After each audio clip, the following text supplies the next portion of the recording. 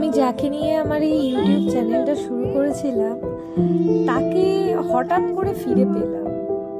হ্যাঁ, আমাদের কমলা আবার ফিরে এসেছে। একদিন হঠাৎ করেই ওকে যেভাবে ফিরে পেয়েছিলাম, মাঝে ও হঠাৎ করেই আবার হারিয়ে গিয়েছিল। আজ আবার ওর দেখা পেলাম। আমি মাঝে প্রায় 3 মাস সেইভাবে আর কোনো ভিডিও আপলোড করতে পারিনি। ও চলে যাওয়ার পর থেকে আমার আর ভিডিও করতেও ভালো লাগতো না, ভিডিও দিতেও ভালো লাগতো না। কিন্তু আজকে আবার ওর দেখা পেলাম আমি। এই 3 মাসে আমি অনেক দুশ্চিন্তা করেছি, খুব মন খারাপ হতো ওর জন্য, যে কোথায় হারিয়ে গেল, কোথায় চলে গেল, বা কোনো বিপদ ঘটলো কিনা। আগে আমি প্রায় রোজই ওর ভিডিও দিতাম, প্রতিদিন দুবেলা করে ওর ভিডিও দিয়েছি, কিন্তু আর আমার দিতে মন চাইতো না ভিডিও, যেহেতু আমি ওকে কোথাও খুঁজে পাচ্ছিলাম না।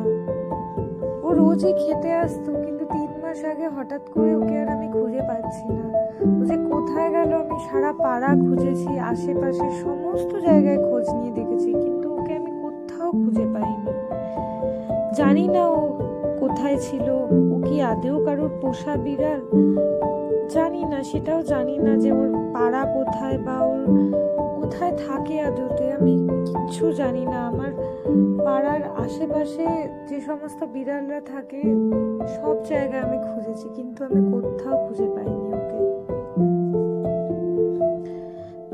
ওকে আমি কোনোদিন জোর করে আটকে রাখিনি, যেহেতু ও অনেকটা বড় বয়সে এখানে এসেছে, ছোট থেকে তো এখানে বড় হয়নি, তাই আমি ওকে আটকে রাখতে পারি না। ও তো নিজেরই মর্জির মালিক, তাই ও আসতো নিজের মর্জি অনুযায়ী, আমি ওকে খেতে দিতাম, কিছুক্ষণ ওর সময় কাটাতাম ওর সাথে, কিছু ভিডিও করতাম ওকে নিয়ে, ব্যাস, তারপর ও আবার চলে যেত। কিন্তু ও হঠাৎ করে আসা বন্ধ করে দিল। আমি ভীষণ মন খারাপ করতাম। 3 মাস আগে যখন ওকে কোথাও খুঁজে পেলাম না, ভাবলাম হয়তো কখনো আর দেখা হবে না ওর সাথে। এই দিন, এই বছর লক্ষ্মী পুজোর দিন হঠাৎ করে আমি এক জায়গায় যাচ্ছিলাম, খুব তাড়াহুড়োর মধ্যে ট্রেন ধরবো বলে, কেউ যেন চেনা গলায় একটা ডাকলো মনে হলো। ফিরে পেছনে তাকিয়ে দেখি এই তো আমার কমলা। আমি অবাক হয়ে ওর দিকে তাকিয়ে থাকলাম। আমি কখনো ভাবিনি যে ওর সাথে আমার আবার দেখা হবে।